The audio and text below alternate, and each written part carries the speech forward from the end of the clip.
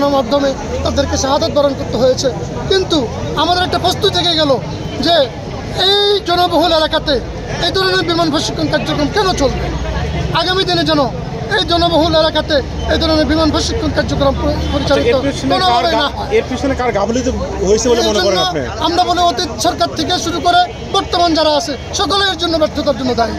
এখন আমরা মনে করব অতি দ্রুত এই ধরনের বিমান প্রশিক্ষণ বলেন, অন্য যেমন একটা ছোট গাড়ি প্রশিক্ষণ যারা দেয় তারা একটা নিরাপদ দূরত্বে মাঠে চলে যায়। আজকে কেন এই জনবহুল এলাকায় স্কুল প্রতিষ্ঠান কলেজের সামনে এই ধরনের কাজ করা হলো?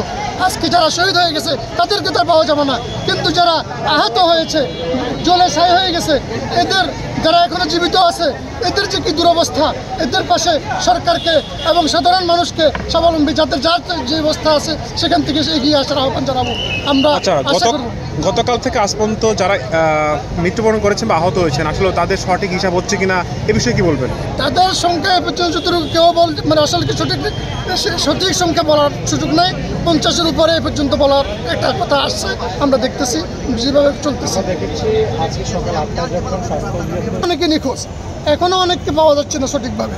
তাহলে আমরা তো আশা করি, আমরা বলতে পারি যে 27 জন যদি মিডিয়ায় বলে তাহলে বাকি যাদেরকে পাচ্ছে না এই হিসাবগুলো যদি তৈরি করা হয় তখন তারা দেখা যায় 50-এর উপরে অবশ্যই চলে গেছে। কিন্তু আমার কথা হলো যারা শহীদ হয়ে গেছে তারা তো আল্লাহর জান্নাতে চলে যাবে, পরিবারকে শোক বহন করতে হবে। আল্লাহর কাছে আমরা তাদের জন্য উত্তম বিনিময় আশা করতেছি। কিন্তু যারা আহত অবস্থায় ঝলসে গেছে এদের জন্য সবাই যেন সরকার যেন পর্যাপ্ত ব্যবস্থা করে। আমি সরকারের কাছে আহ্বান করব শহীদ পরিবারকে একবারে তাৎক্ষণিকভাবে 50 লক্ষ টাকা যেন তাদেরকে দেওয়া হয় অনুদান হিসাবে, এবং আহতদের চিকিৎসা সম্পূর্ণ না হওয়া পর্যন্ত এদের খরচ বহন করবে এবং তাদের পরিবারকে দেখাশোনা করতে হবে।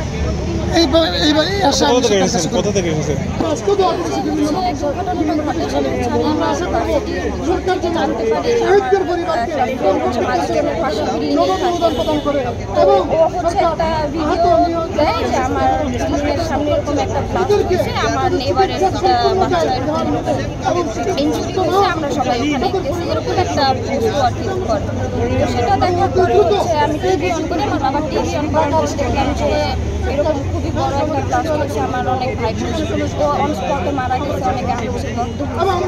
এটা শোনার পর হচ্ছে আমি আসার এখানে হচ্ছে আমাদের ভাই বোনরা মৃত্যুবরণ করে এবং আহত সংখ্যা অনেক বেশি ছিল। আমি ভিডিও ঢোকার পরে দেখলাম যে আমার হচ্ছে একটা ভাই কান্না করে বলতেছে মা শরীরের সব কিছু পুড়ে গেছে, মাথা থেকে একদম আটটা বাজে মৃত্যুবরণ করে। বাবা মা আসে পরে জানতে পারলো যে ওনার আরেকটা সন্তানকে আগে এরকম আমাদের অনেক ভাই বোন তারপর হচ্ছে মৃত্যুবরণ করে আজকেও করছে। এখন সঠিক নিউজটা আমরা জানি না কতজন মৃত্যুবরণ করছে, নিউজটা এখনো বলতেছে না।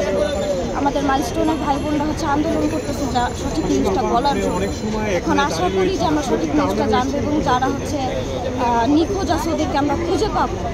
আসিয়ার ভাই এখানে হচ্ছে ঘোরাঘুরি করতেছে, ওর ভাইয়ের ফ্রেন্ডরা সবাই ঘোরাঘুরি করতেছে। আসিয়ার মতো এরকম অনেক ছোটো ছোটো আমাদের ভাই বোনরা আছে যারা হচ্ছে এখন নিখোঁজ। আশা করি আমরা তাদেরকে খুঁজে পাবো, আহত অবস্থায় পাই বা হচ্ছে জানি না কীভাবে পাবো, কিন্তু আশা করি যে আমরা খুঁজে পাবো। আর যারা হচ্ছে আমাদের চলে গেছে আল্লাহ তাদেরকে জান্নাত নসিব করুন। আসলে এই ঘটনার পিছনে মনে হচ্ছে কি কারো ব্যর্থতা রয়েছে বিমান বাহিনী বা কারো? অবশ্যই বিমান বাহিনীর ব্যর্থতা আছে, কারণ